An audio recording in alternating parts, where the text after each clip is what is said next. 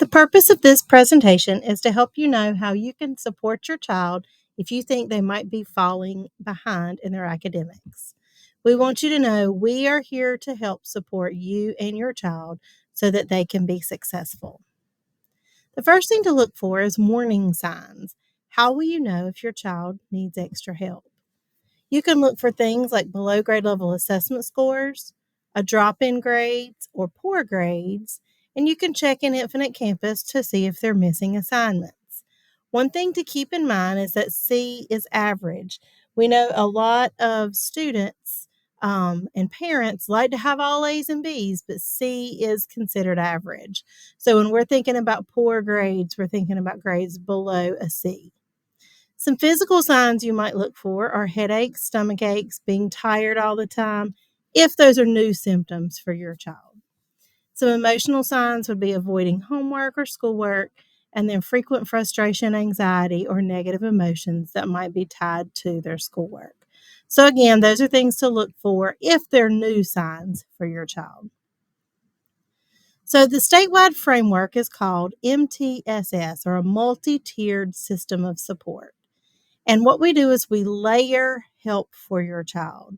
So let's think of this example. We've got this little boy. He's headed to a ball game. It's nice and sunny. It's nice out. He's comfortable in his t-shirt. But if he's sitting at the ball game and he starts to get chilly, he's not going to take the t-shirt off. He's going to put on a sweatshirt over his t-shirt. So he's added a layer. The night goes on, gets a little chillier. He's sitting there. He's in his t-shirt and his sweatshirt. He's still chilly. He's going to layer on his coat. He's not taking things away. He just keeps adding on layers. And then finally, it's almost the end of the game. He's very chilly at this point. The coat's not enough. He's going to wrap up in a blanket as well. This is how our layers of intervention or help for children work. As we add on layers, they're not replacing something, they're in addition to. So children that need extra support are getting extra layers of support to help move them in the right direction. So how does that relate to instruction? We start with core instruction. Core instruction is what everyone gets in their regular classroom. Every student at Davis Townsend gets this. What parents may or may not know is that core instruction includes differentiation within the classroom. What differentiation means is the teachers do things differently for different kids. So if we've got students that are lower, they might do something more hands-on for them. For our own level students, they just do the normal lesson. For our students that are high achievers, they're continuing to give them some harder assignments. So our teachers do this in the regular classroom setting, in reading and math regularly.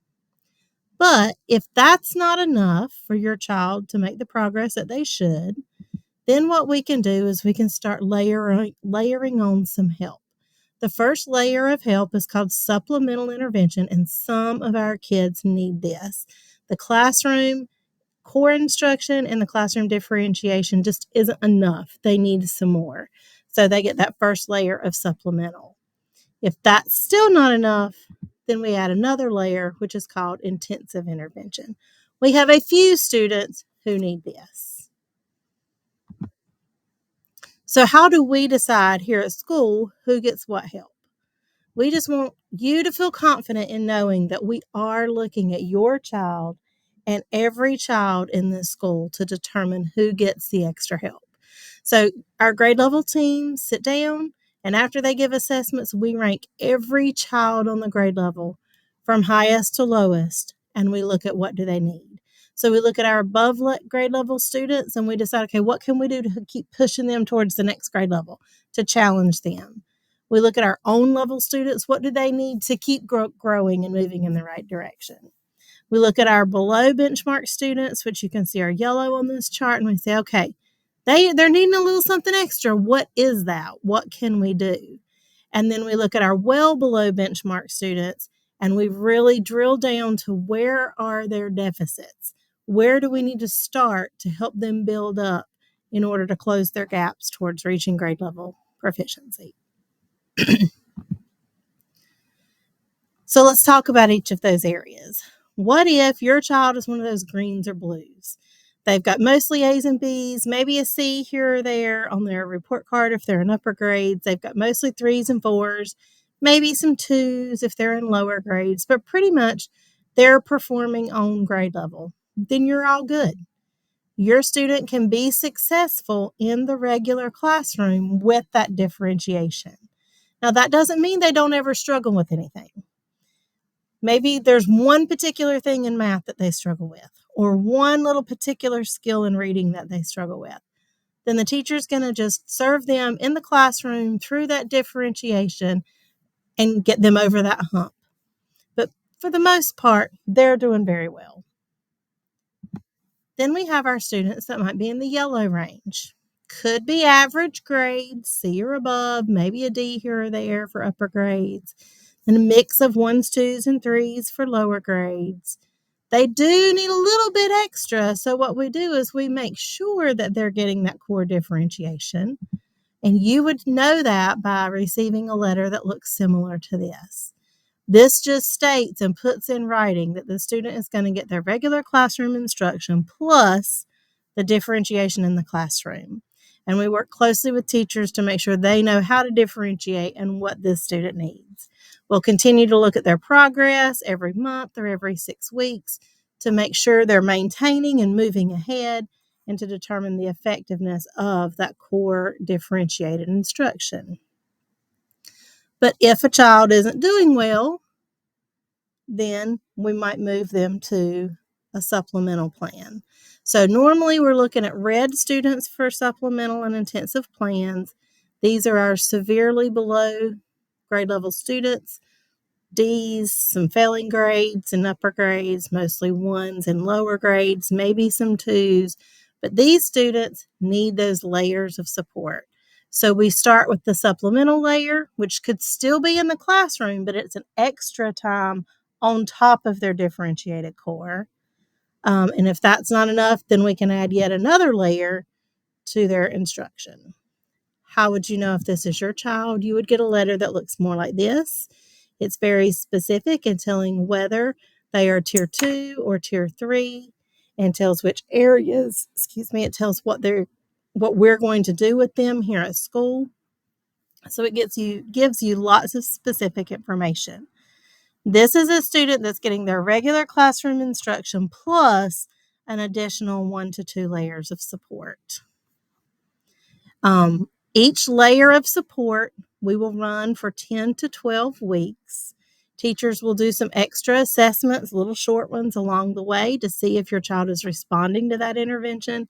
And then we will review those children's progress every 4 to 6 weeks during our grade level meetings and our school-wide meetings to determine if the intervention is enough for them. If the one layer, the supplemental layer, isn't enough, then we would add on an intensive layer for another 10 to 12 weeks and do the same thing. What are some other things that we might consider? Sometimes we get students that have some kind of medical diagnosis, and we can consider that in part of this process for determining if a child needs intervention. But regardless of the academic or the medical diagnosis, we still have to look at, is that medical condition contributing to some academic issues or a lack of functioning in the classroom? So let's take an ADHD student. Maybe my child has ADHD, but they're still all A's and B's. They're doing well in the classroom. They're able to function. They're able to get their work completed. Academically, they're fine. They don't need intervention, even though they have that medical diagnosis. But if my child has that medical diagnosis of ADHD and they are really struggling in the classroom and maybe they're not able to function, then we can look at them for a possible intervention, and their data is going to show that need. The same is true for social, emotional, or behavior concerns. If the behavior is impacting their academics or their functioning in the classroom, then we can use that as a factor to look at when we're deciding on intervention. If they've got a behavior diagnosis, but it doesn't affect them in the classroom, then we're just going to leave them be. So how long does this whole process take? This whole process takes a minimum of 10 to 14 weeks per layer of support. So you've got your supplemental layer for 10 to 14 weeks. Then if that's not enough, we add on the intensive layer for 10 to 14 weeks. So there you're already looking at 20 to 28 weeks, which is the biggest part of a school year. We want to reassure you by letting you know that we're doing something while you're waiting. We're helping your child. But what if we give them supplemental intervention, intensive intervention, and it's still not enough? They're still falling further and further behind. Then there are next steps we can take in adding one more layer to their layers of intervention. And this is called an EC, or Exceptional Children Referral. If we think that your child needs an EC referral, we would look at all their data from all their intervention, from the classroom, the supplemental, and the intensive layer. And then we would call a team meeting together. That IEP team is going to consist of some administration from the school, some representation possibly from the county level, the classroom teacher, somebody that looks at the data that we're looking at. Lots of different people would be involved in this meeting, including you, the parent. And as an IEP team, that team would then decide, yes, we need to send them forward for an EC referral or for formal psychological testing, or no, we don't need to. We're going to look at the data to give us that information. If the IEP team decides that they should go forward for EC testing, then here are the 14 categories of disability that can be considered. The main three that we usually look at when we're talking about students that started in that core instruction and added on those layers of support are the ones that are highlighted. Other health impairment or a specific learning disability. Those are two big ones that we move students from intervention onto those labels if the data shows a need and the IEP team agrees. We have a lot of students here with speech or language impairments. We have students with some of these other disabilities, but these are the main ones, because for another health impairment, that's when we're looking for a student that has some kind of health or medical condition that is affecting their academics or functioning in the classroom. And for a specific learning disability, we're looking at students that struggle in a specific area. So maybe they really struggle in reading, but they're super good in math. Then that could be an indication that we might need to look into that. Another thing to know to go along with the medical and social, emotional, or behavioral aspects is there is something called a 504 that is not part of this EC referral process.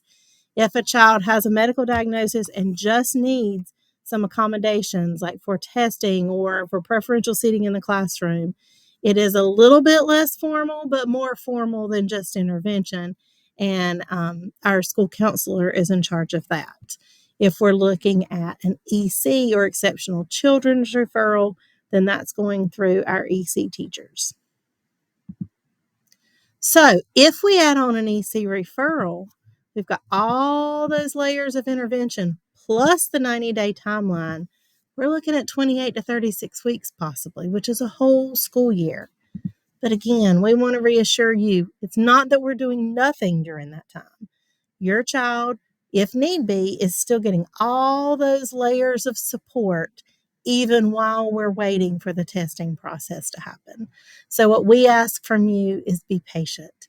Let the intervention have time to work. Just like if you have a sore throat, you have strep throat, you go to the doctor, one pill doesn't make your throat feel all better. It takes time. And then if you don't finish all of it, all of your medicine, it may recur and come right back. The same is true with intervention. We know we don't like to see kids struggle. Parents don't, teachers don't, nobody does. We want a quick fix. But when it comes to learning, it takes students time to learn and to learn skills that are solid that they can hold on to and use. And that's why we allow that 10 to 14 weeks. We need time for them to catch on before we can say, yes, it's working, or no, it's not. So just to finish up, what can and should parents do? It's 4 simple steps. Talk to your child, talk to your child's teacher, develop an action plan, and then request a meeting if needed. So your starting point, or a good starting point for you to have, is just to talk to your child. especially if you see them struggling. Hey, what's hard for you? What's frustrating? What's easy for you? Does the teacher help you? Do you leave the classroom to get help? What's going on? Because they can give you a lot of good information about what is causing them problems in the classroom, even the youngest ones. After you talk to your child, then talk to your child's teacher. And here's kind of 4 areas of things you'll want to explore. The first thing you want to do is ask the teacher to help you understand the challenges your child is having. What is it that's hard? Another good thing that you can do with that is, like, let's say the teacher says math is hard. What do you see at home when your child is doing their math? Share that with the teacher, see if they're seeing the same thing at school. Sometimes it matches, sometimes it doesn't, and we can kind of compare and formulate some possible reasons why that might look different between school and home. And then make sure you understand what your child's goal is. Is it to read 55 words per minute? Is it to be able to read words with long vowels? Is it to be able to add 3-digit numbers? What is it that they need to be able to do? And that kind of leads us into finding out about their classroom behavior and performance. It's important to ask your child and their teacher, are you behaving in class? Is my child behaving in class? Because that's where some of that medical stuff can come in. If they're not behaving and it is impacting academics, is there something we need to do to help with that before we can address the academics? You can ask the teacher, how does my child compare to grade level expectations? Are they a little behind? Or are they a lot behind? What does that look like? And then, find out, what is the teacher doing to help your child? And then what's happening outside the classroom as well. A big one is, how can you support your child at home? That's probably the big one that you want to know. Like, ask the teacher, are there specific activities or resources that you would like me to use? It might be something as simple as doing flashcards for 1 minute a night. It might be something as simple as reading to your child, or our teachers can often lead you to websites or things that can help you understand how to help your child. And then finally, it's always a good idea to find out what's the best way to follow up with the teacher. When is a good time? What's the best mode of communication? And kind of work those things out ahead of time so the teacher knows and you know, and you can reference that. And we just want to assure you, sometimes we forget teachers have 20 to 30 kids in their class. So if we've agreed next Friday we're going to check in and the teacher forgets, nobody's going to be upset if you message on Monday morning and say, hey, didn't hear from you, just wanted to check in. So it's okay to remind us, because I'll say from personal experience, it's easy to forget, and it's not intentional. It's just getting caught up in the busyness of school. And then if your child is receiving extra support in the classroom or out, follow up with your child's teacher. Is it helping? What are they seeing, so that you know? So here is your 3-step action plan. Check in with your child's teacher. What's working, what's not, how are they doing? Check your child's grades regularly in Infinite Campus for those students in grades 3 through 5. How is that looking? When their weekly work folder comes home, if there are pieces in there that they did poorly on, pull those out. Sit down beside of them and help them redo them. That is a wonderful tool, helping them see their mistakes. That's a great thing to do. And then, of course, assisting them with their homework and studying, whether that's you reading to them reading to you helping them figure out how to make some flashcards to study vocabulary, whatever is needed there. And then finally, you're always welcome to request a meeting with the teacher. And there are other professionals in the building available as well. There's myself, the instructional coach. There's the principal, the assistant principal, Ms. Young and Ms. Beasley. There's our counselor, Ms. Cox. You are always able to request for some of us to be in on your conference. Likewise, if you walk into a conference and one of us is there, that's not necessarily a bad thing. Don't panic. Sometimes the teachers will ask us to sit in because they feel like you're going to ask a question that they may not be able to answer. So we're always there to help as needed. Hope that helped you to better understand what we do here at school and how we are looking at every student to decide who needs the most help, and to help you know what you can do as a parent on your side if you see your student struggling.